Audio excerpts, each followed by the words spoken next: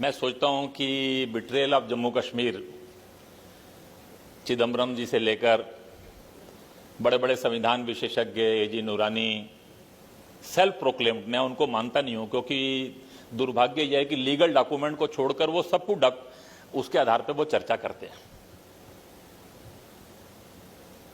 वो लेटर्स को, भाषणों को भी डॉक्यूमेंट मानते हैं और उन्हीं पर ही वो चर्चा करते रहते हैं।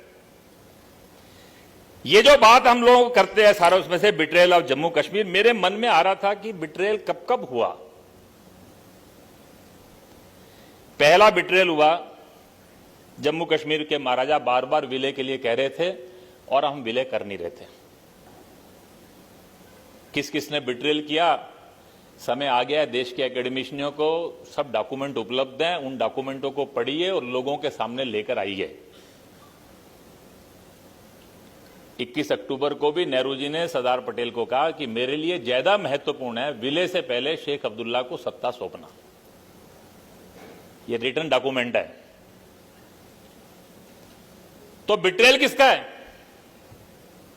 जम्मू कश्मीर के साथ पहला बिट्रेल लॉर्ड माउंटबेटन, उस समय के कांग्रेस के जो तथा उस समय सर्वोच्च नेता थे, ऐसे सब लोगों ने बिट्रेल किया। जम्मू कश्मीर के महाराजा ने कहा कि आपको देरी लग रही है, पाकिस्तान ने आक्रमण करने की जरूरत कर रहा है, मेरे पास हथियार कम है, आप हथियार दे दीजिए। सरदार पटेल ने मीटिंग बुलाई कैबिनेट कमेटी ऑन डिफेंस की 2 अक्टूबर 1947 को। उस मीटिंग के अंदर प्रस्ताव पारित हुआ कि जम्मू कश्मीर को तुरंत हथियार भेजे जाएं। उस समय जो वहां पर बुचर, जो उस समय सेना अध्यक्ष थे, उनको ऑर्डर दिया गया कि हथियार, इतने हथियार आप भेज दीजिए। जिस समय 26 अक्टूबर को दोबारा डिस्कशन हुआ, हथियार पहुंचे कि नहीं पहुंचे, उनने कहा कि आकिल लेक ने मना कर दिया था। आकिल लेक उस समय दुर्भाग्य ऐसा था कि भारत के सेनापति वो भी अंग्रेज थे, पाकिस्तान के सेनापति भी अंग्रेज थे, दोनों के ऊपर एक और सेनापति थे। दुनिया के इतिहास में ऐसा कभी नहीं होगा कि किसी दो देशों के आपस में लड़ रहे हैं और दोनों के सेनापति तीसरे देश के, और उनके ऊपर भी एक सेनापति। तो बिट्रेल किस किस ने किया है, बिट्रेल की कहानी कहां से शुरू की जाए? तो पहला बिट्रेल तो 1947 में ही जम्मू कश्मीर के साथ होना प्रारंभ हो गया। दूसरा बिट्रेल 11 नवंबर के बाद हुआ। पाक ऑक्युपाइड जम्मू कश्मीर में लोग लड़ रहे थे। शेखर गुप्ता का मैं कल एक आर्टिकल पढ़ रहा था, मौसम बड़ा खराब हो गया था, सेनाएं जा नहीं सकती थी। 11 नवंबर को हमने उड़ी जीत लिया था। मीरपुर में 40,000 हिंदू सिख इकट्ठे हो गए थे, 32,000 लोग मारे गए उसमें से। और ये जो 32,000 लोग मारे गए, ये 25 नवंबर से 25 दिसंबर के बीच में मारे गए। जम्मू से बाई रोड 2 घंटे का रास्ता है मीरपुर केवल। हमारी सेनाओं को ऑर्डर नहीं दिया गया।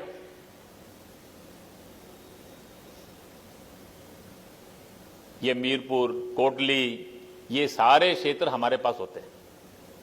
ये कोई मौसम नहीं था, शेख अब्दुल्ला की नीयत नहीं थी कि ये पाक ऑक्युपाइड जम्मू कश्मीर हमारे पास आए। जम्मू कश्मीर का विलय हो गया तो अंग्रेजों ने तुरंत एक प्रोसेस शुरू कर दिया कि जम्मू कश्मीर तो नहीं रहेगा, कम से कम गिलगित, बाल्टिस्तान, मीरपुर, मुजफ्फराबाद, ये तो पाकिस्तान के पास रहे। मार्च अप्रैल 1948 के अंदर माउंटबेटन 10 दिन के लिए, 15 दिन के लिए अपने देश में गए। उनके भांजे की शादी थी। उस बीच में उस समय जो हमारे सेनापति थे थिमैया, उन्होंने ऑर्डर किया। ऑर्डर करके हमने पूंछ और राजौरी को आजाद करा लिया। और जब आने पर माउंटबेटन को पता लगा, इतने नाराज हुए, इतने गुस्से हुए वो इस बात से। ये पूंछ और राजौरी भी हमारे पास नहीं होता। ये 22 मार्च से 11 अप्रैल के बीच में 1948 में आजाद कराया गया, जिसमें ब्रिगेडियर उस्मान और इनका बलिदान हुआ उस कालखंड के अंदर। आज पाक ऑक्युपाइड जम्मू कश्मीर हमारे पास नहीं है। 50,000 लोगों की उस समय मुजफ्फराबाद, मीरपुर, राजौरी, इन सारे क्षेत्रों में हत्याएं हुई। इसके जिम्मेदार कौन है? ये बिट्रेल वहां था। जिस महाराजा ने विलय किया 1949 20 जून को, उनको राज्य से बाहर कर दिया गया। That was the third betrayal. किसी राजा के साथ ऐसा व्यवहार नहीं किया गया। महाराजा के पत्र है बार बार, जो आप कह रहे हैं मैं कर रहा हूं वो। इसके बाद भी शेख अब्दुल्ला आपकी कही हुई कोई बात मानने के लिए तैयार नहीं है और आप मेरे को ही बार बार बलि का बकरा बना रहे हैं। सीधा सीधा एक महाराजा के प्रति उनका द्वेष का भाव था। Greatest betrayal in Jammu Kashmir was with Maharaja of Jammu Kashmir, जब उनको 20 जून को बाहर किया गया। शेख के सामने नेहरू ने घुटने टेके, that was the fourth betrayal. 1951 के अंदर जम्मू कश्मीर में संविधान सभा का चुनाव हुआ। प्रजा परिषद के 51 कैंडिडेट थे, सबके नॉमिनेशन कैंसिल हो गए। 75 में 73 सीटों पर अनअपोज्ड आ गए। लोग नेहरू जी के पास जा रहे हैं कि आप कैसे लोकतंत्र की बात कर रहे हैं, वहां क्या हो रहा है संविधान सभा के अंदर। और जिस दिन शेख के 75 एमएलए हो गए, उस दिन शेख की भाषा बदल गई। उसने कहना शुरू कर दिया, our constituent assembly is a sovereign body, even we have right to succeed also. उसके बातें शुरू हुई कि अलग झंडा होगा, अलग संविधान होगा। ये उससे पहले नहीं था। नेहरू जी को शेख की असलियत मालूम पड़ी जब 1951 में संविधान सभा के चुनाव में 75 के 75 एमएलए शेख के पास हो गए। अब शेख को समझ में आ गया कि मुर्गी की गर्दन मेरे हाथ में है, क्योंकि मुझे रेटिफिकेशन करना है। नेहरू जी बार बार कहे रेटिफिकेशन तो करो, विलय का अनुमोदन तो करो, वो तैयार ही नहीं है। मेरी शर्तें मानो पहले। और जम्मू कश्मीर के साथ ग्रेटेस्ट बिट्रेयल हुआ। मैं कभी कभी कहता हूं कि दिन इतिहास दोहराता है अपने आप को। यही 5 और 6 अगस्त था, 5 और 8 अगस्त था। एक दिन लोकसभा में, एक दिन राज्यसभा में 1952 में नेहरू जी ने घोषणा की थी कि हम जम्मू कश्मीर को ये सब अधिकार देने जा रहे हैं। वहां देश के लोग बस नहीं सकेंगे, अलग झंडा होगा, अलग संविधान होगा। सेम डेट 1952 के बाद 67 साल बाद वही 5 अगस्त और 8 अगस्त था, जिस दिन जम्मू कश्मीर में भारत का संविधान गया। That was another betrayal. Betrayal की बात जब करते हैं तो फिर बिट्रेयल कब आता है? जब 1954 में 370 के अंतर्गत ऑर्डर किया गया। वो जो कॉन्स्टिट्यूशन ऑर्डर 44 था, उसने भारत के संविधान की धज्जियां उड़ा दी। वो जम्मू कश्मीर नहीं, पूरे भारत के संविधान के साथ। भारत में पार्लियामेंट सुप्रीम है। आपने ऑर्डर कर दिया कि 368 में पार्लियामेंट के द्वारा कोई भी संविधान का संशोधन तब लागू होगा जब जम्मू कश्मीर की सरकार सहमति देगी। आप सोचिए, executive of Jammu Kashmir government is above the parliament of. आप किसी देश में टेक्स्ट ऑफ ओथ बदल सकते हैं क्या? उन्होंने टेक्स्ट ऑफ ओथ ही बदल दिया। जम्मू कश्मीर के गवर्नर, जम्मू कश्मीर में हाईकोर्ट का जज, जम्मू कश्मीर का मुख्यमंत्री, मंत्री, ये सब भारत के संविधान की शपथ नहीं लेते थे, ये जम्मू कश्मीर के संविधान की लेते थे। ये जो 54 का ऑर्डर था, इसने भारत के संविधान की धज्जियां उड़ा दी। 35A जो है, ये प्रोटेक्शन ऑफ फंडामेंटल राइट है। आपने 35A जोड़ दिया, to violate the fundamental rights of the people of India. Bharat के लोगों को आपने 2 हिस्सों में बांट दिया। एक भारत के वो निवासी जो जम्मू कश्मीर के स्थायी निवासी हैं, एक भारत के वो नागरिक जो जम्मू कश्मीर के स्थायी निवासी नहीं है। Citizens of India, those who are resident of Jammu Kashmir, citizen of India, those who are not resident of Jammu and Kashmir. आपने 2 हिस्सों में देश को बांट दिया। क्या हम भारत के लोगों को बांटा जा सकता था? जम्मू कश्मीर के अंदर ग्रेटेस्ट बिट्रेयल भारत के साथ हुआ, भारत के संविधान के साथ हुआ। ये 1954 के अंदर हुआ। अगला ग्रेटेस्ट बिट्रेयल हुआ 1990 में, जब वहां की परिस्थितियां ऐसी बनी और कश्मीरी हिंदू समाज का वहां से विस्थापन हुआ। 47 में देश का विभाजन हुआ। दुर्भाग्यपूर्ण परिस्थितियां थी, लेकिन उसकी पृष्ठभूमि में विभाजन था। 90 में तो देश स्वाधीन था। देश स्वाधीन होते हुए देश के एक हिस्से से भारत माता की जय, अपने देश राष्ट्र की बात करने वाले व्यक्ति को, अपने हजारों साल की संस्कृति का गौरव रखने वाले व्यक्ति को वहां से विस्थापित होना पड़ा। That was again an betrayal. 8 अगस्त 2019 को बिट्रेयल नहीं हुआ। बिट्रेयल की कहानियां बड़ी हैं। मैं केवल 5-6 बातें मेंशन कर रहा हूं कि कब कब बिट्रेयल हुए हैं भारत के अंदर। बहुतों ने कहा कि संविधान विरोधी काम हो गया। चिदम्बरम साहब ने सवाल किया कि whether 370 could be amended through 370। 370 could only be amended through 370, ये आपने ही हमको समझाया है। 2019 में तीसरी बार 370 में अमेंडमेंट हुआ है। पहला अमेंडमेंट 1952 में हुआ था, दूसरा 1965 में हुआ था।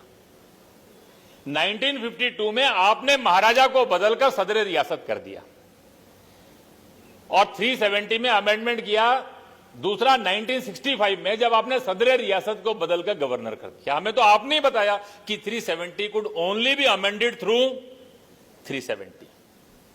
हमने तो आपके सिखाए हुए रास्ते पर ही चले। आपने 370 के थ्रू 1954 में ऑर्डर किया, हमने भी उसी 370 के थ्रू 2019 में ऑर्डर किया। फर्क एक ही है, आपने संविधान रोकने के लिए किया, हमने संविधान लागू करने के लिए किया। दोनों ने एक ही बात, जो आपने किया वो हमने किया। आपने कहा कि आप कॉन्स्टिट्यूएंट असेंबली को लेजिस्लेटिव असेंबली में बदल सकते हो क्या?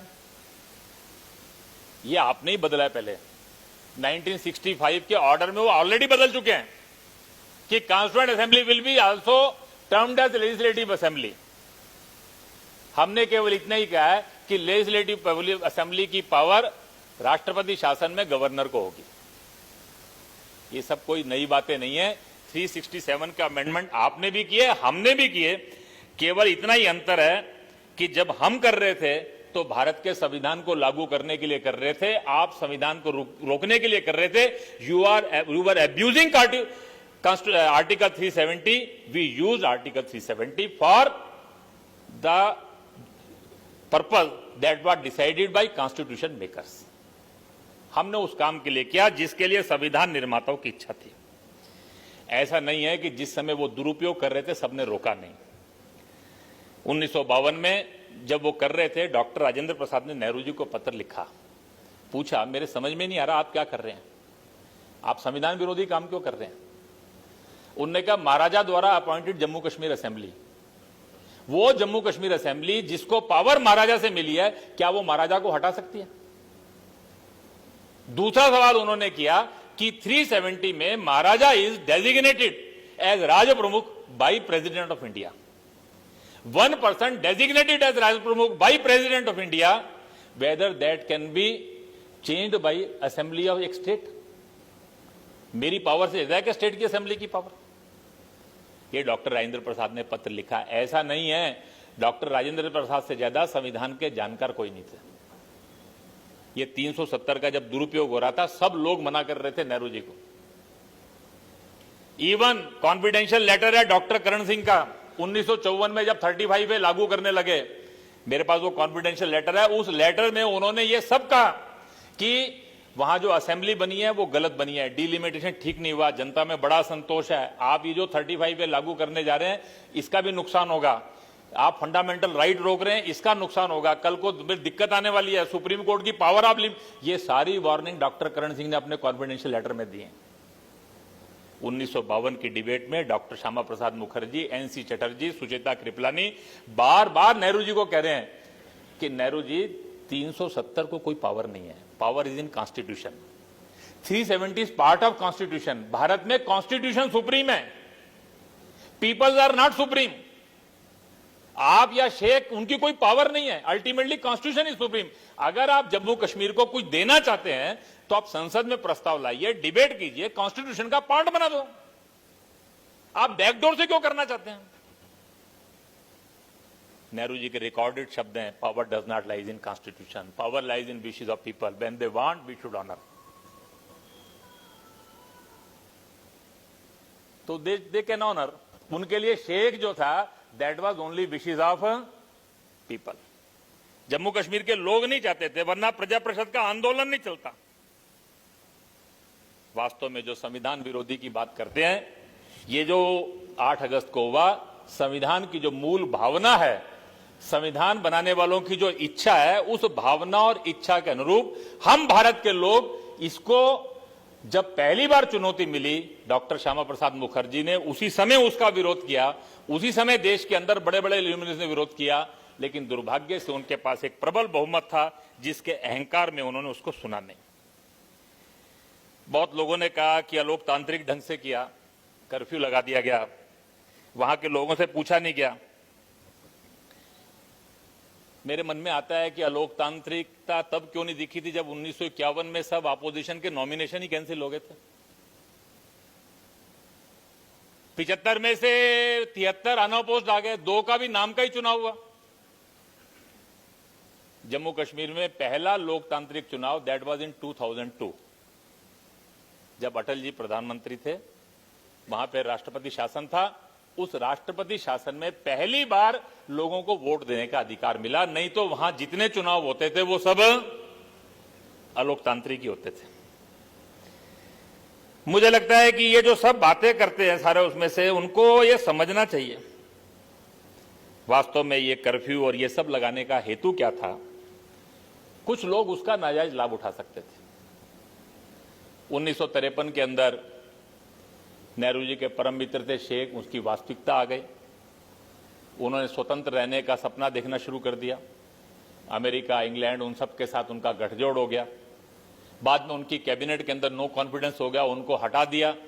जब उनको हटाने की बात आ गई, जब उनको ध्यान में आ गया कि मेरा बहुमत समर्थन ये समाप्त हो गया है, तो उन्होंने पाकिस्तान जाकर स्वतंत्र होने की कोशिश कर रही। आखिरी दिन उनको गिरफ्तार करना पड़ा। जब उनको गिरफ्तार करना पड़ा, बाद में दंगे हुए, सैकड़ों लोग मारे गए।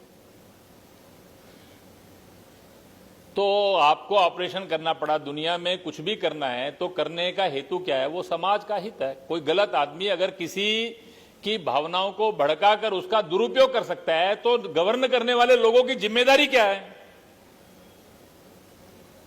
जम्मू कश्मीर के अंदर जो जीवन की सब आवश्यकताएं हैं उसकी किसी को कोई कमी नहीं है। 24 घंटे बिजली है, पीने का पानी है, दवाइयां हैं, दुकानें खुली हैं, खाने पीने की चीजें हैं, घूमना फिरना आना जाना इसमें कोई मनाही नहीं है। 24 घंटे टेलीविजन चल रहा है, लोग टीवी पे डिबेट देखते हैं, सब देखते हैं क्या क्या हो रहा है, ये भी सबको मालूम है। उनके पक्ष विपक्ष में कौन बोल रहे हैं ये भी उनको मालूम है। केवल एक चीज नहीं है और वो है कि मोबाइल और इंटरनेट नहीं है। तो मोबाइल इंटरनेट तो जीवन, आज से 15 साल पहले तो आप मेरे पास किसी के पास भी नहीं था, हम सबकी जिंदगी भी चलती थी। अभी आजकल जरूर है कि बैठे बैठे भी मोबाइल पर ही ध्यान लगाया जाता है, लेकिन आज कोई कहे कि भी वास्तव में कोई वहां पर ऐसा किया गया कि बहुत बड़ी, सामान्य पुलिस को भी यह कहा गया कि आप बंदूक लेके मत चलिए। जम्मू कश्मीर के अंदर बहुत अच्छे ढंग से ये सारा काम किया गया।